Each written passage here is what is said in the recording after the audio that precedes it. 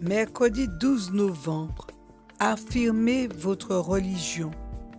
Afin que vous soyez irréprochables et purs, enfants de Dieu sans tache au milieu d'une génération perverse et corrompue, parmi laquelle vous brillez comme des flambeaux dans le monde. Philippiens 2, verset 15.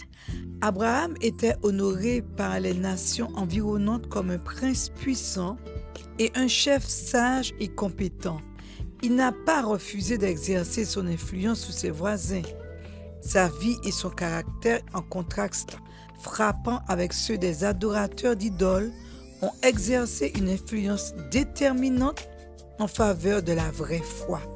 Son allégeance à Dieu était inébranlable, tandis que son affabilité et sa bienveillance inspiraient confiance et amitié, et sa grandeur naturelle imposait respect et honneur.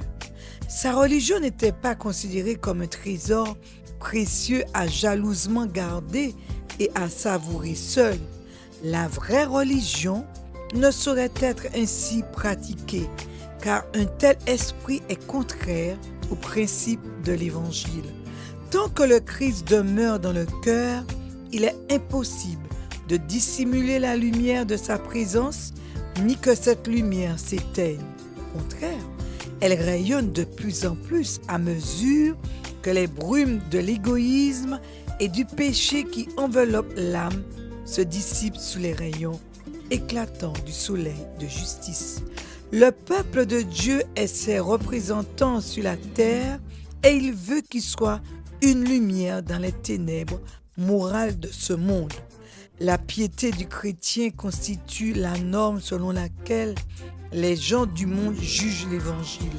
Les épreuves supportées avec patience, les bénédictions reçues avec gratitude, la douceur, la bonté, la miséricorde et l'amour manifestés habituellement sont les lumières qui brillent dans le caractère aux yeux du monde, révélant le contraste avec les ténèbres qui proviennent de l'égoïsme du cœur naturel. Bonne journée.